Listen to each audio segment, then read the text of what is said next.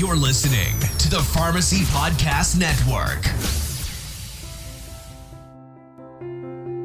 If you or your patients struggle with muscle cramps, spasms, soreness, or restless leg syndrome, you're going to want to hear about our non-opioid TheraWorks Relief. TheraWorks Relief is a clinically proven and published locally acting topical solution that prevents and relieves muscle cramps, spasms, and soreness in the legs and feet. In a research study including patients diagnosed with restless leg syndrome, TheraWorks Relief was shown to reduce symptoms commonly associated with accompanying RLS, including muscle cramps and spasms. Muscle cramps are reported as a side effect of hundreds of prescription medications, from intravenous iron sucrose and conjugated estrogens to statins and diuretics. By managing muscle cramps, TheraWorks Relief supports adherence, helping patients stay on important and often life-saving medications. TheraWorks Relief comes in an easy-to-use, fast-absorbing, non-greasy foam that can prevent muscle cramps and spasms with just a few simple applications a day. To learn more about TheraWorks Relief, go to theraworksrelief.com and click on the Healthcare Professional link.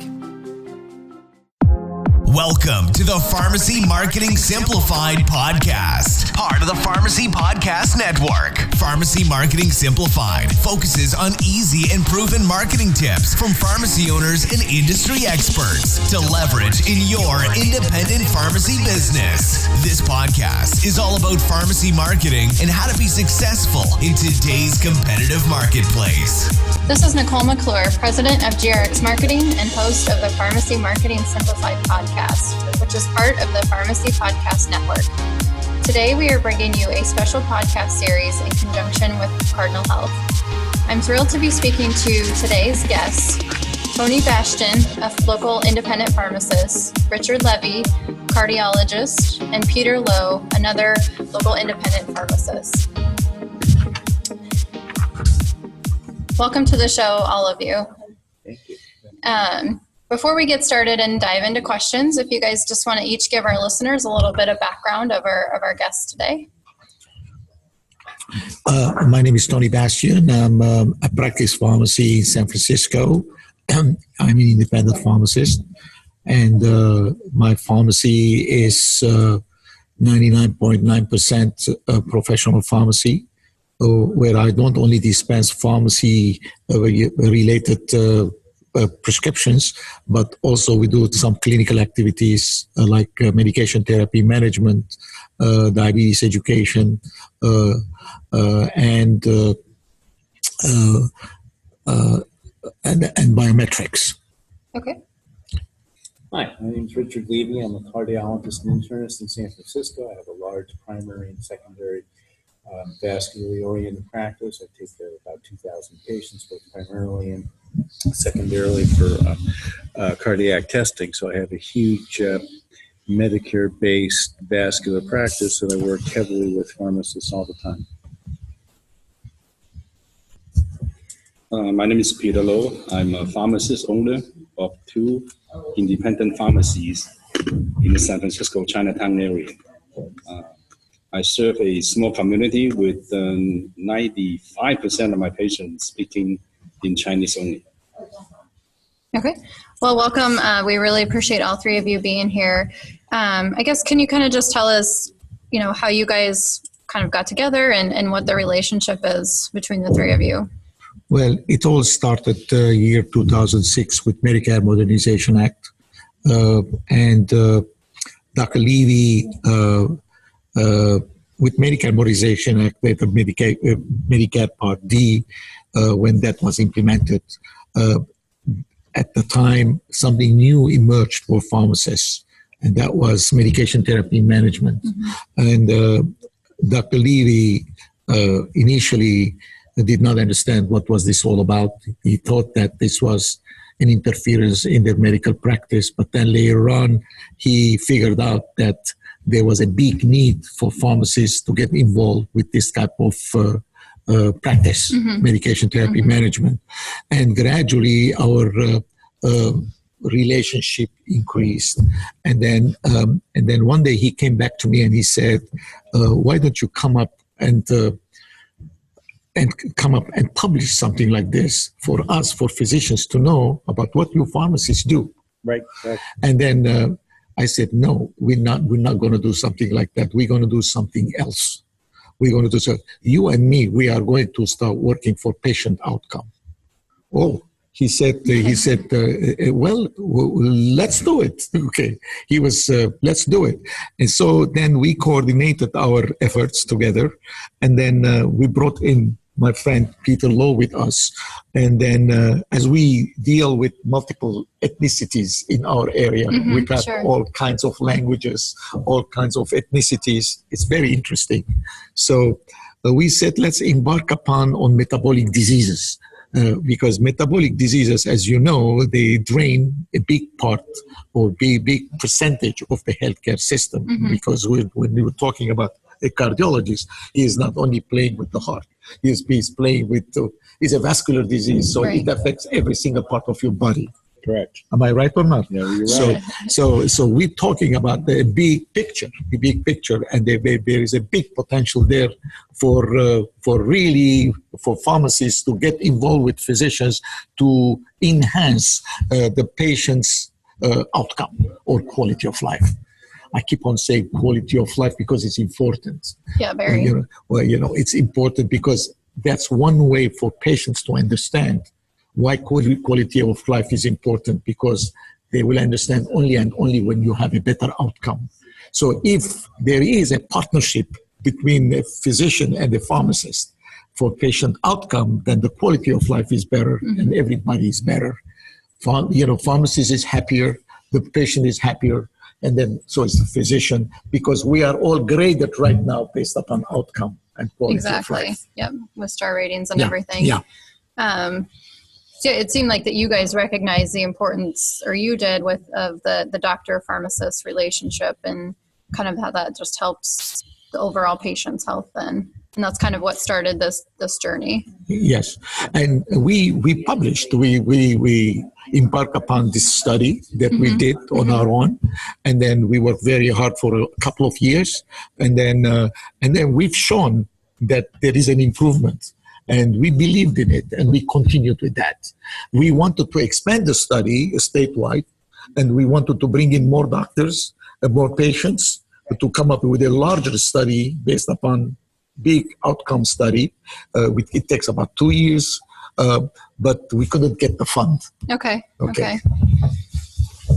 I guess, so why is there a need for a good community pharmacist? How do they go beyond just filling prescriptions, and maybe how are they different than maybe a pharmacist at a larger chain pharmacy? Let me talk about that from the physician's perspective. Perfect. And then our pharmacist can help with that. Anyway, so a vascular patient has 5, 10, 15 diseases.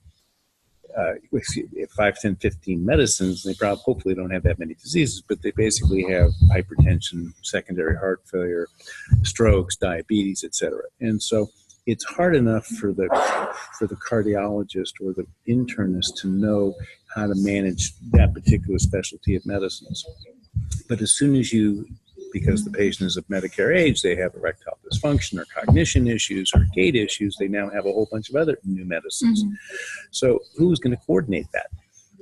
The cardiologist and internist barely know their primary medicines. How somebody's going to regulate them in terms of whether there's interactions, whether there's duplications, whether there's some sort of outliers that I don't know with compliance, who's taking what medicines is vitally important. So we need somebody to basically secondarily educate the patients. We can't do that in a 15 or 20 minute office visit. And so whether it's diabetic education, whether it's medication coordination, whether it's dietitian coordinated, we want somebody to help educate and then report back to us. So from a physician's perspective, it's really important for me to be able to talk on a regular basis to a community pharmacist where I know it's Tony or Peter. I know who I'm talking about. They know who I'm talking about, as opposed to a rotating pharmacist, which is what you're going to get at a chain. The second important thing is that, and this goes into future directions, if you have something that's quantifiable, standardized, computer-oriented, the language remains the same. Peter's approach to an MTM may be different than Tony's, and it becomes important for everybody to have the same coordination aspects to get back to the doctors. So I think Cardinal's ability to coordinate it back in for that, where the language is the same, the teaching is the same, the interchangeability via computer systems the same, is vitally important. Do you think that, patients in general, are they more confused about their general health these days, or do you feel like they're more educated? Kind of what's that sense that you get when you speak to a patient? They're confused because the average patients the average patient that I see in my pharmacy, they take at least 15 different prescriptions. So some of them they take 30, 40, 50 pills per day. Right. So that's confusing, especially with elderly population. That becomes very complicated. They need somebody to follow up with their medications at the pharmacy level, somebody who could educate them, who could make them understand with their own language what it means to take these medications, why they are taking and how they are taking. It's very important. And to communicate, and this is very important, to communicate whatever goes on between the pharmacist and the patient to the physician real time. So secondarily for that, the patients have the internet as their educational device, right? And then they have, Papa Joe or Uncle Pete or something like that has the same disease, and I'm taking the same medicine. Why can't I? Right? Exactly. Yeah. And so face-to-face Marcus Welby types of approaches are really important to communicate directly to the patient, and then have a secondary reinforcer of that in a different environment, because the patients, when they come to the doctor, are coughing and they're scared and you're going to tell them bad news. Whereas if you go to the pharmacy, they're much more relaxed, they're more in their normal environment, they're much more receptive to learning. Yeah, excellent point. I know the big business, they're trying to tilt that pharmacist-patient relationship toward mail orders and or other means for somebody to talk to them 5,000 miles away. That's, in my opinion, that's a lot of rubbish. You can't perform, you can't get outcome like that. There has to be face-to-face or somebody you know personally. You have to understand their ethnicity. You have to understand their culture. You have to understand where they're coming from. You have to, there are a lot of things involved. Somebody sitting 5,000 miles away is sitting in front of a computer and they're checking back and forth. It doesn't work like that. Yeah, definitely. It doesn't work like that. And then secondarily, when you have that face-to-face education, to be able to pat somebody on the head and say, my God, your sugars went down 50 points, or you lost 3 pounds, or 3 months ago your A1C was 8 and now it's 7.4, and I look at my output on my eye health and you're walking 10,000 steps a day. The reinforcement on the education face-to-face is critical. Yeah, I definitely agree. Because the patients in my community are more confused about their medications because of the language barrier. Oh, sure. Yeah, so we took time, take time to explain to them, the direction, the usage, and what are the side effects they watch for. So we do take time. Early in my career, I served the community for the last 30 years, so I know them well, and then I know that what are the things I want them, so that they may take it properly, and that so they'll get the result.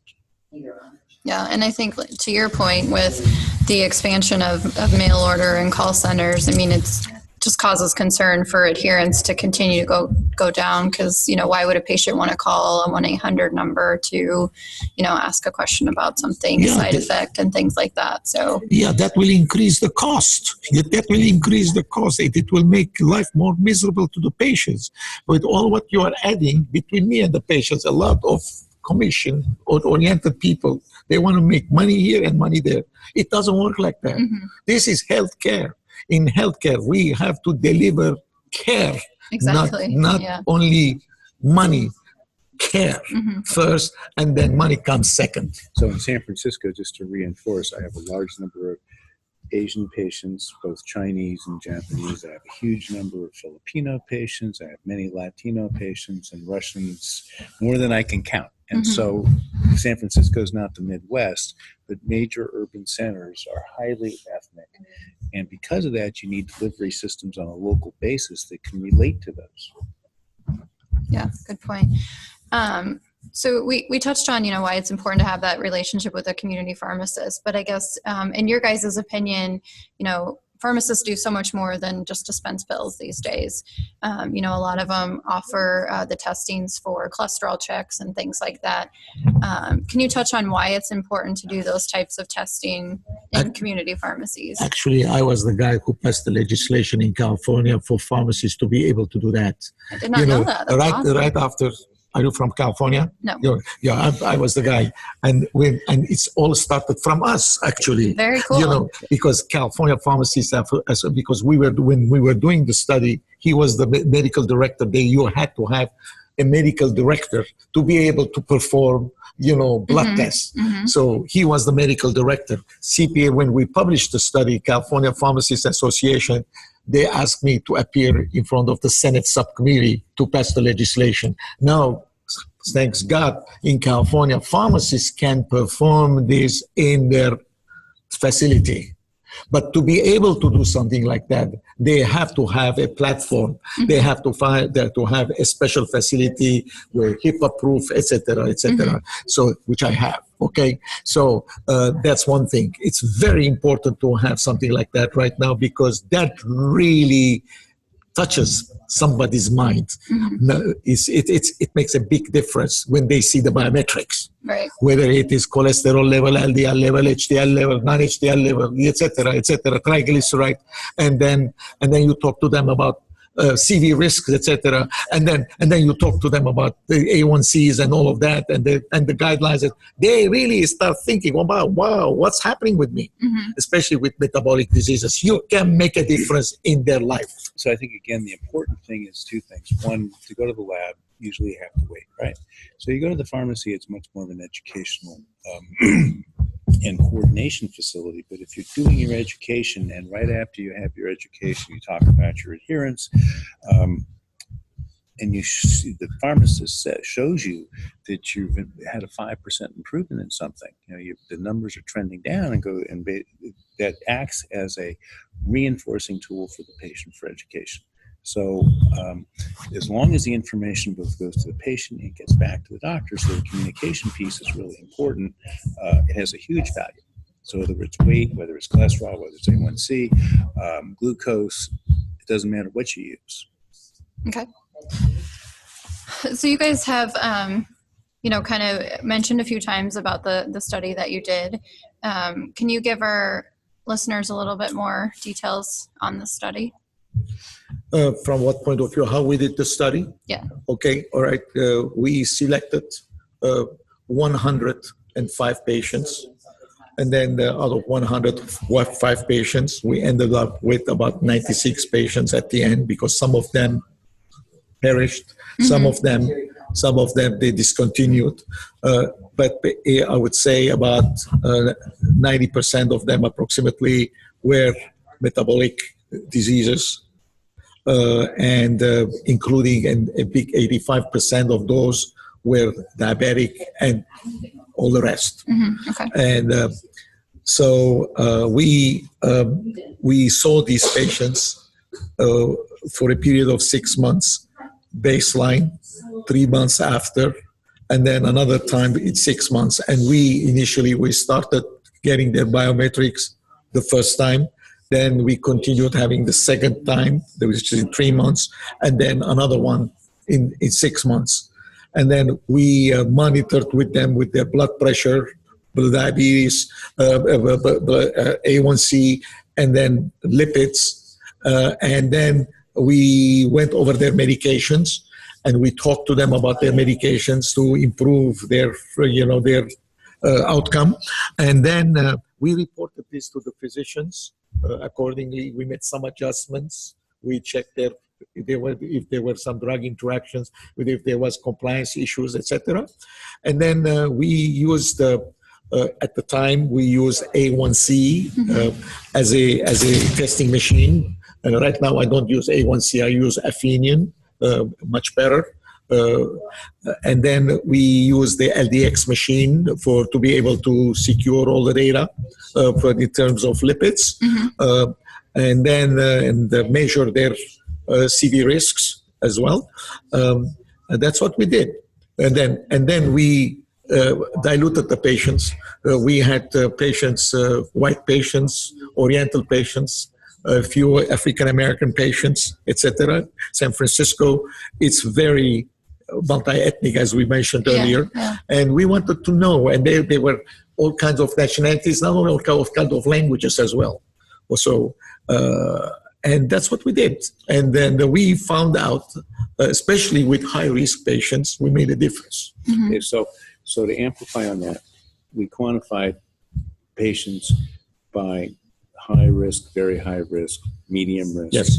And we looked at the different groups and who was getting the most benefit. And so, surprisingly to us, the very high risk patients were actually getting the most benefit, not only in terms of biometric improvement, but also in terms of drug compliance, drug interactions.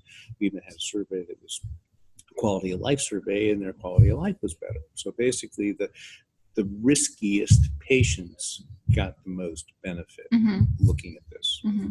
The second thing that was important was, as we talked about in the talk today, initially Tony is very verbose, and he would write down all these things, and it would be very difficult to follow the verbiage. And so we quickly figured out that we needed standardized programs, standardized language to follow. So standard questions, standard 1, 2, 3, 4, 5 grading systems. We had a base that we could be transportable between Peter and Tony, or potentially someplace else. So standardized language longitudinally followed is very important too. Okay. Now, I just want to add something else. The current system, you know that there is Mirixa, and then the outcome.com, etc. They are nice, the programs for MTM, etc. But in my opinion, those are some kind of a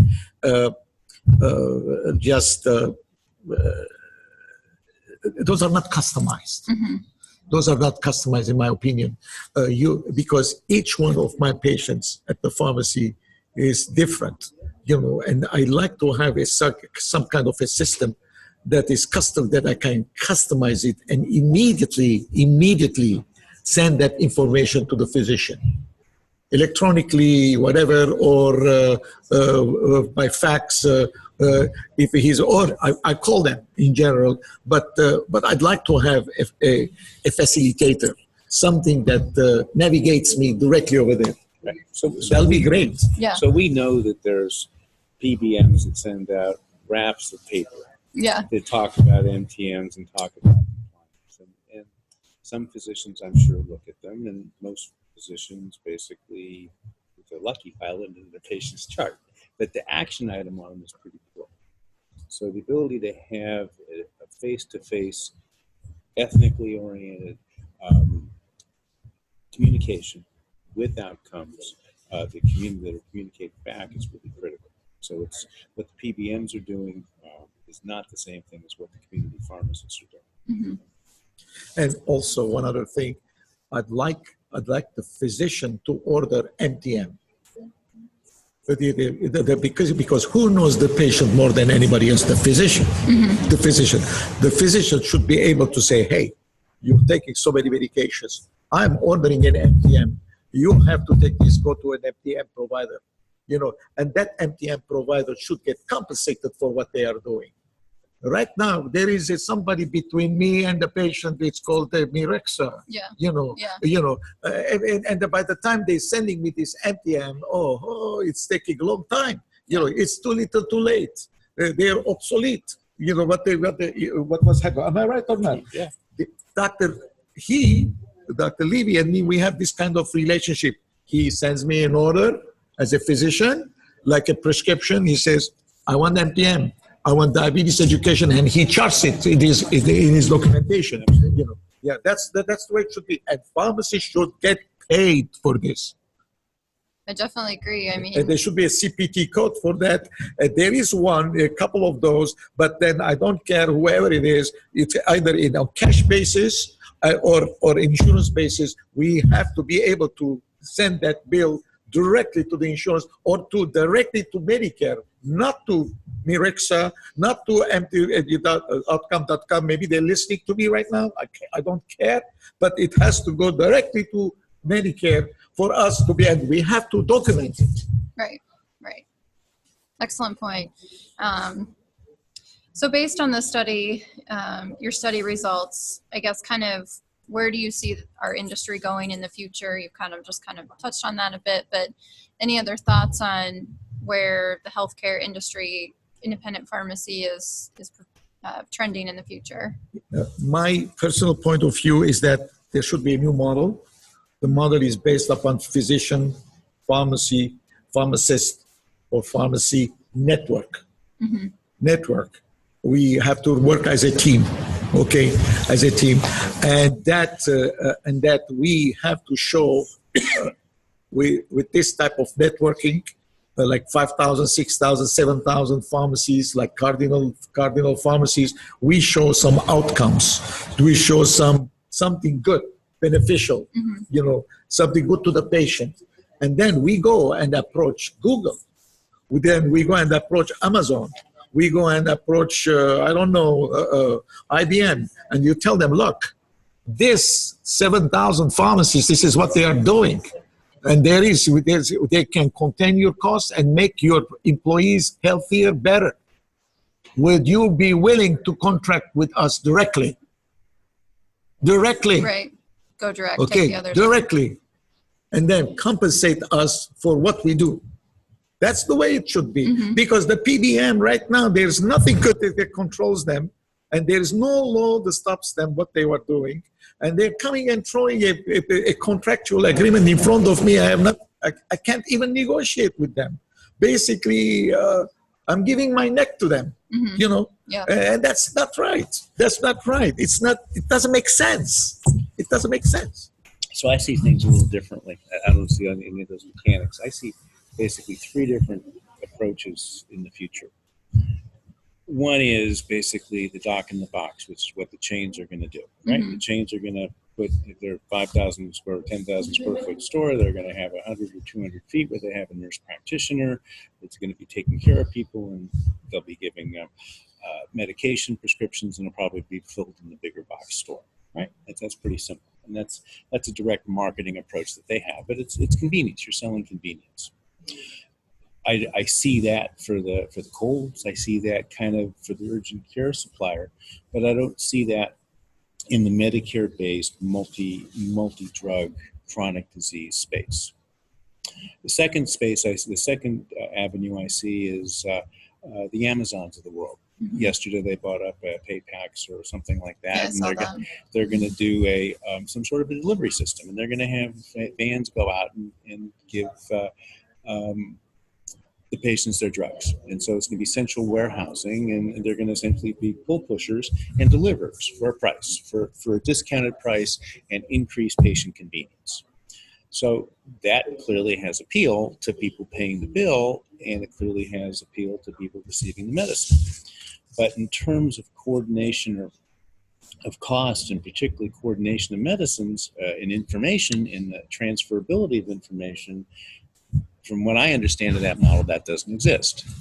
So yes, my chronic disease patients, as an example, may get some of their medicines from a mail order, or maybe getting it some from Amazon, but they still need a place to coordinate and understand and be educated about their medicines, Mm-hmm. and for the providers and the local pharmacists to be able to know that they're actually taking the medicines. Face to face. Face to face. So basically, the Amazon model, I think, has some potential benefit for the independent pharmacist, because Amazon's not set up to do the back end coordination. So the community pharmacists, I think, would be benefited there. The third model is what we're talking about now, having be able to write the drugs and have coordination, education, biometric outcomes, delivery, and information back to me from a Cardinal like organization with independent pharmacists. But the important thing there is that that's the basis of what we've been talking about, but there has to be a standardized, quantifiable backbone of this, because the patient next week may go to a McKesson pharmacy, right? Right. And so there has to be common language with transportability, whether it's at the patient level, if you give them a flash drive, or at the back end where it's communicated through some drug silo or information silo warehouses.